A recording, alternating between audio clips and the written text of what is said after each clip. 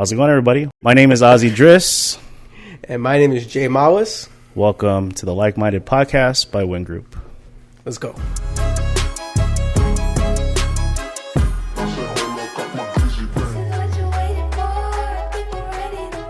How's it going, dude? It's going. It's going? It's been a productive morning so far. Yes, it has. 5 cups of coffee. Maybe, maybe not. But we're alive. We're kicking. We're on episode 2 of my favorite broker, Ozzy Dris. Yes. You know, there's never a dull moment in our industry, which is commercial real estate. There's never a dull moment. And we won't go into too much detail because this is about, saying hello. This is our first episode on the podcast itself. Hopefully you guys tuned into the last one. If you haven't, make sure to tune in, make sure to subscribe, all that fun stuff. And look out for us on Spotify and Apple Podcasts. And all the works. All the works. Anyways, let's talk about our background, man. People don't really know us. Or maybe they do, but chances are they don't. So let's start with you. No, oldest go first. Oldest goes first. I'm respectful like that. Uh-huh. In the Philippines, What? Filipino culture, we have this thing called bless, where we take our hand out if you're the oldest, and then the youngest has to bless. Really? Yeah, go ahead. You're my grandma. Put that down. Anyway, so yeah, once again, guys, my name is Ozzy Dris. I'm originally from the Bay Area, specifically Daly City, California. I was raised there up until 99, and then I moved here to Minnesota with my parents. At the time, my dad was working for Northwest Airlines. Long story short, Hub was here.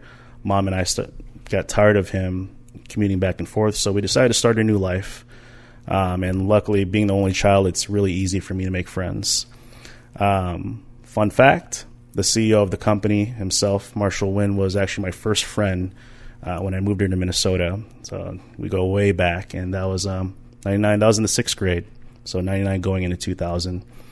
Been in commercial real estate for a little over almost 2.5 years. Prior to that, I was in retail pharmacy. Did that for about 13 or 14 years, and decided to just transition to a different role because, after spending so many years in a career like that, it's time to do something different. So here I am now.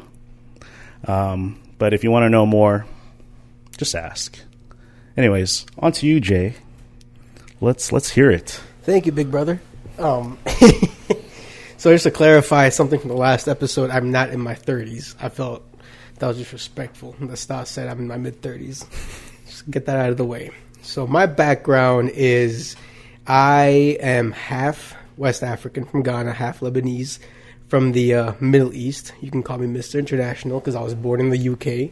I've lived in Ghana. I've lived in Lebanon, and now I live here. I graduated from the University of Minnesota in the spring of 2020. I go way back with Marshall as well, not as much as Ozzy, but I met him through my older brother in 2013, I believe. So he's watched me grow from, a young adult to, I guess, still a young adult. Nothing's pretty much changed, but I moved here back in 2017. Originally, Lebanese Ghanaian, did high school in Lebanon, upbringing in Ghana. And I essentially wanted to come here for college, kind of following my older brother's footsteps. And that's what landed me in Minnesota. Could have been in California, but I let a couple of wrong things slip in front of my dad. And that dream was absolutely crushed. And stayed in Lebanon for a year for my freshman year. And then came to the U of M. But if it wasn't the U of M, it wasn't anywhere else. So happy to be here, though. It's a blessing every day being in this industry. Did I miss anything? Yeah. How long have you been in commercial real estate? Oh, yeah. It's been too long. I'm just kidding. I've been in commercial real estate since 2019. I actually started off as Marshall's assistant. Yeah. What? What? That's like the role that we all took. Yep. Right? Yeah. Except Winnie. Yeah. Winnie was privileged enough to not be an assistant. Yeah. But no, started off as an assistant in my junior year of college. Graduated, came back full time as a broker. during the pandemic, which was honestly the scariest move that I could have made, but I'm glad I made it because you learn a lot about yourself when things are hitting the fan and your only option is to do it. Nothing other than just doing it and seeing what happens. And I actually, I give a lot of credit to the team around me that have consistently supported and, Ozzy, Winnie, Marshall, Stas consistently supported myself, motivated me, and, have always kept me on the right track, which, probably without them in the real estate ecosystem, I probably wouldn't have been as good as I am today. So hats off to all of you guys for always, keeping one another in check and helping each other be the best version of ourselves. Vice versa, man. I mean, at the end of it, Marshall is the one that a lot of us have to thank here. Just like Jay, I started out as his executive assistant. He basically had two. At the time, we were still working on getting our licenses. So what a handful. But I still remember the day that I found out that I was no longer, or where I fully decided I was no longer going to be in retail pharmacy. It was like 2019, and I just remember sitting down at my desk, getting ready to type up this prescription, and thinking to myself, man, I do not want to be here. And next thing you know, corporate calls us all up to the city to have a grand meeting, and they told us we were getting laid off in January of 2020. And what happened in 2020, pandemic. But I remember texting Marshall. I was like, hey, he was with a different company at the time. I was like, hey, I'm gonna get laid off in the beginning of 2020. I want to do something different. And I remember, throughout the years of him being in real estate, his early years, he was always nagging at me to get my real estate license. So I was like, okay, well, I guess now it's time for me to make that jump. So first thing he said was, perfect. Come work for me. You'll be my executive assistant. During that time frame, I want you to get your license, teach you everything I know. When do you want to start? So I let January fly by, and then beginning of Feb of 2020 is when I started. And it was, it's been quite the journey. It has. Mind you, the first day Ozzy started, I walked into the office, I was like, hold on, what?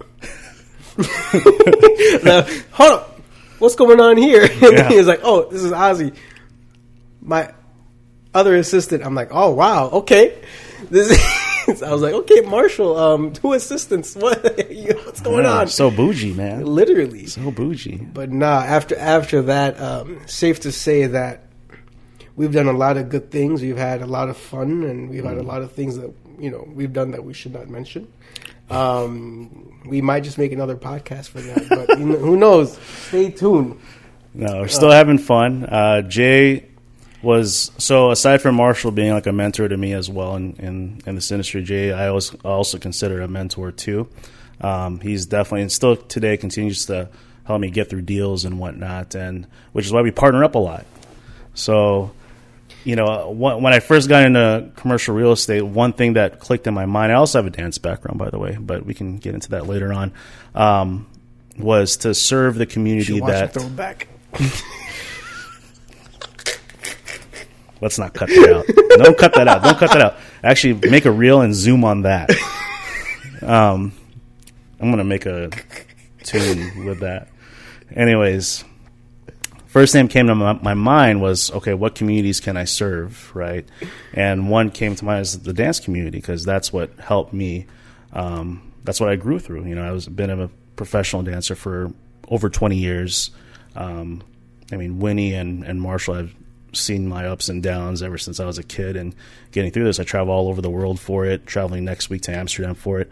But anyways, I figured that's the community I can help serve with in this industry. So the first deal I ever did was a dance studio deal. And just out of nowhere, one of the community leaders was like, hey, I'm looking to open up a dance studio. I need a space, yada, yada. Just got my license, still freshly new. And then that's where I brought Jay in to help me out with this. And now they're super successful. Now super successful to the point where they've outgrown their space, and they're ready to take on their first commercial property acquisition, essentially. Yep, and it was in that deal where me and Ozzy had our very first hold-on experience with the broker on the opposing side. Needless to say, that we won't say any names. No names, but maybe he might be a guest on this podcast. I would love to have him here. We'll make it happen. We should throw a vote on the Wyn Group Instagram page to yes. see who they want to see here. Yes, that'll be fun. Let us know. We have some list. We have a list of names, but we'd like to see what you guys think as well, because it would be fun. I mean, Ozzy, let's talk about the first deal. Given it was your first deal, what do you think was actually the challenging part about that? And this is going to dive more into tenant rep and how we essentially, our fortes, what we do on a day-to-day basis is help businesses find spaces to lease or buy. So this is going to kind of dive into that with the challenges, the pros and cons, why we like it, why we don't like it. Not much why we don't like it, but kind of let's hear your perspective on the first deal and how it all kind of broke down for you. Yeah, so for me, I've always been more of like a detailed kind of person. I'm like a detailed freak. Like if I'm surprised I'm not an engineer, by all means, because it's just I need to know the numbers. I need to know exact steps. Like I need to know the direction. Yes, I need to know all that stuff. And I'm not good at math, which is crazy because I'm in commercial real estate and I was a pharmacy technician and I'm not good at math. Yeah, it's true, but you can make it happen anyways. So understanding the equations of how to calculate per square foot, it's not hard at all, by the way. It's just, takes a little bit of time. Square foot and all that fun stuff, and then understanding like the markets and what the market rates are, and literally trying to find ways to meet my clients' needs and understanding what their budget is. Those were some of the challenges that I had.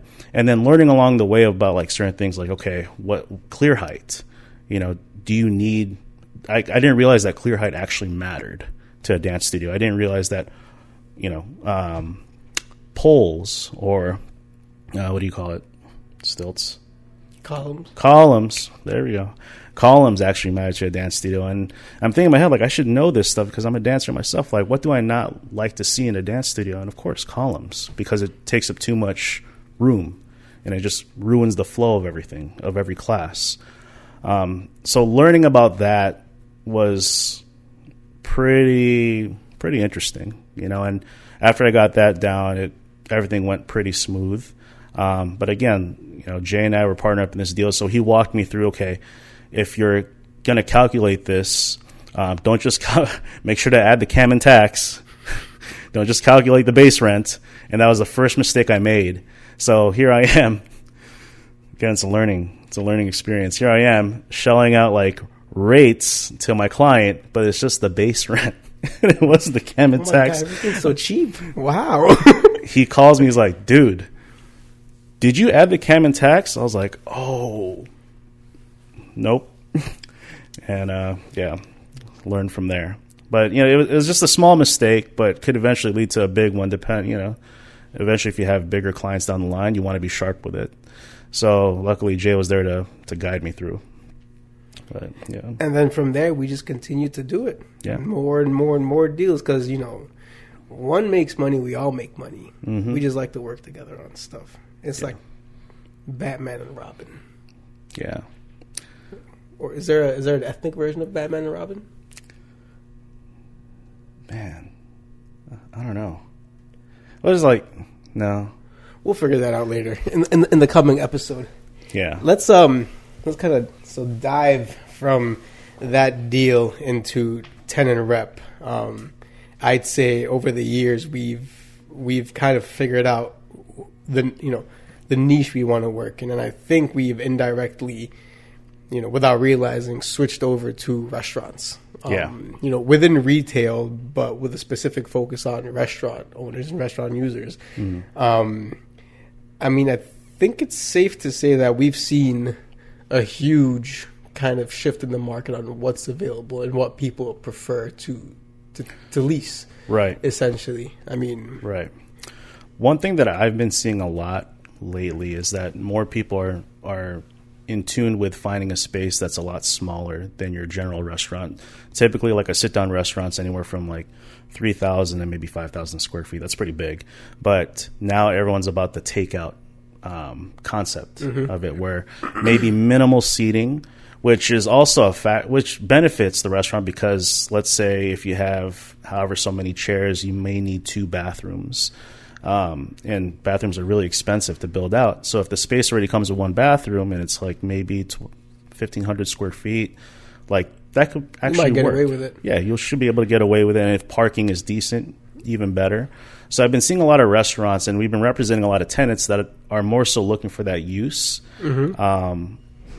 Now, the challenge is finding a second gen. Yep. Which is always a challenge in finding any type of second gen. And it's very rare that you walk into something where it's plug and play.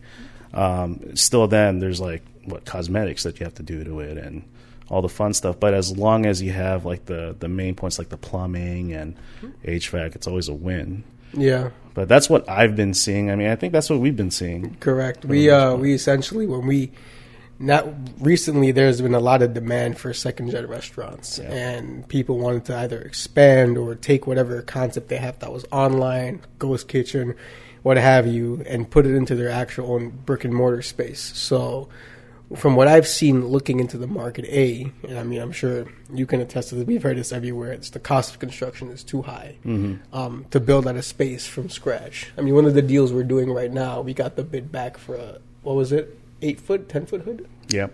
And just the hood itself was probably around $70,000, all in with installation.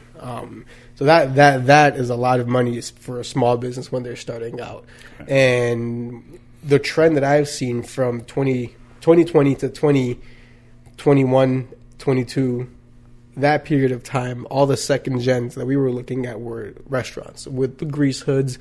They were in beat up shape because you'd have family restaurants that are shutting down because there's no pass down. There's no son, daughter, family member taking it over. So the parents have to shut it down, put it to market. So that was a lot, during the pandemic's era. Now what I've been coming to realize is that we do have a good amount of second gen, but they're not fully built out kitchens that serve, fried food and all that kind of stuff. They're more so pizza shops that are closed down, coffee shops that have been closed down. So the inventory is there, but not for the kind of use that we represent. Any one of our clients that would go in there, they have to fork out the cost of putting in a hood, retrofitting the kitchen, what have you, and that is expensive because you put in a hood, but is there enough electricity to serve the hood? Is there the space? And can the HVAC handle an additional hood in that has to blow exhaust and it has to work? Probably 12 plus hours a day. Can it handle that? So there are a lot of hidden costs that end up coming on the bill. More than just putting in a hood, cosmetics, and calling it a day. There's a lot that goes into it. So I think that's the challenge that we face now is, can our clients do it? Do they have the capital, to take it on? And is the space even worth it? Right. Because I can tell you, they're second gen, but I mean, sometimes people don't take care of the space as if it's their own. They just go in, trash it, and leave. Right. And it hurts the landlord, it hurts the client because it makes the deal harder to execute just because of who's going to put the capital up front. Is it the landlord's work? Is it the tenant's work? What are we doing here? So I think that's the challenge that we face right now. I mean, people are not short of concepts. I mean, I know you and Winnie leased up Asia Mall like popcorn. I mean, there are so many good concepts that were there, and Marshall. There were so many good concepts that were there, and the space was there. The build that was there. So with the right setup, there are a lot of people that would want that kind of use and that kind of space. Asia Mall was crazy. It was actually an interesting idea because we were leasing spaces out before they were even built out, before the framing was even there. And I got to give it to Marshall because obviously he was the mastermind behind it in terms of like helping. He's a good storyteller. If you haven't already noticed from the last episode, like he says, we're not commercial brokers. Ozzy and Jay, we're highly paid storytellers. I'll tell you one thing. I'll tell you one thing, but hold on. Anyway. No, but I mean, the acquisition of that building alone was storytelling. Like True. They went up against I won't mention it's a huge company name. You know, the electric cars. You think about it. Also, one of my new clients as well was one of the runner-ups, which I just learned too, which is crazy. There you go. And Marshall just sold a story to the seller, which then, you know, convinced them to sell it to the group, which is now Asia Mall. Yeah. We can really dive into that, but I think we should save that for a later episode. Yeah, it was fun. It was fun seeing them work on it and kind of going there from start to finish. Yeah. And we just everybody was like, "When is it going to be done?" I know. You guys have been stuck at the same. But here's the thing: Rome wasn't built in one day, and great things take time. Mm-hmm. If you wanted a half, can I say the word? If you wanted a half effort project, you came to the wrong group. You know, we make sure we do everything with immaculate attention and, you know, freaking diamond finishing. Yeah, you know, we take our time with it, and it all comes out pretty solid. And, you know, it's a proud project, and I'm very happy that, you know, they were behind it. So I love going there. It's a flex. It's been a fun time. You guys went to the Asia Mall? Oh yeah, that's our project. Mm-hmm. You know, flex it every now and then. So let's wrap it up. You know, I think we're about to get towards our timer, but I kind of want to cater to this portion. I want you to answer this portion to our audience that may be looking for tenant representation. Mm-hmm. So they could be a business that's looking to expand or a business that's about to start. What advice can you give our audience that's in that current position right now in terms of like what to get ready for like landlords to see and whatnot, where it'd be financials and all that fun stuff? I mean, I say this over and over again online and on my page is,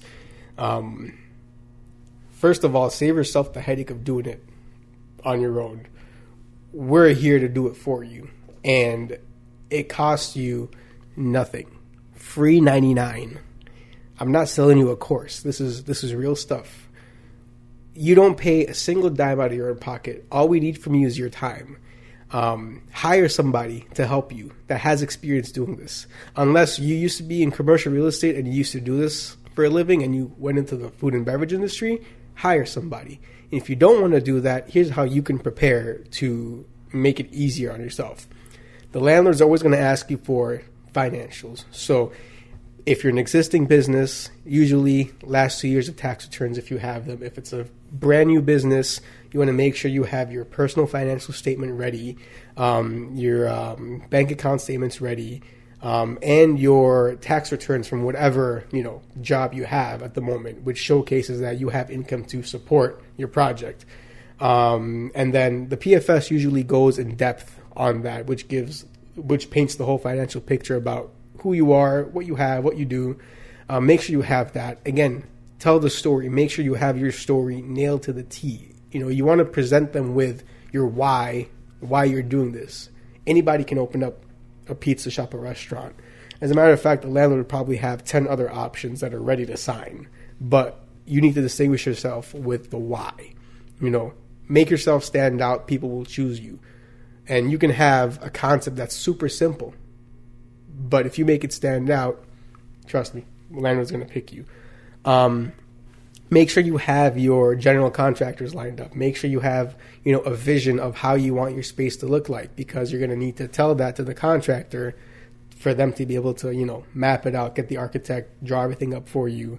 Make sure you have your business plan set up if it's a new business, because the landlord would most likely want to see what does the business entail? What are your projections? How do you plan on running it? You know, your cost of operations, supplies, materials. Where are you getting all your stuff from? Make sure to have that on hand, because at the end of the day, the landlord is not only investing in you as a tenant. Yeah, they want to have you there, but they're also investing in you as a business owner because they want to see you succeed.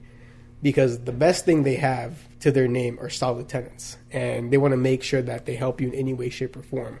They're not meant to intimidate. They're meant to help. And the moment you see it that way is the moment that you're really going to, you know, you're going to treat it in a different way, where you're going to do whatever you can to provide the landlord what they need to make sure everyone's happy. Because the moment they know what you have and what you want, the moment they can support you in any way, shape, or form. And I know Ozzy has a deal he's working on where the landlord is doing exactly that in Woodbury. Yep. So Yep. communication is key. Absolutely. The minute you have the landlord support, man, it's such an easy ride. It just comes down to just getting things approved by the city. So that's one thing you have to factor in. But if you want to know more, reach out to us. So More than happy. yeah, so I think we should wrap it up, huh? Yeah. So like we said, my name is Jay, hence the cup. My name is Ozzy, hence the cup. Thank you, Winnie. Thank you, Winnie, for the best Christmas gifts. Absolutely. And thank you all for tuning in to the Like-Minded podcast by Wyn Group. See you next time. See ya. Peace.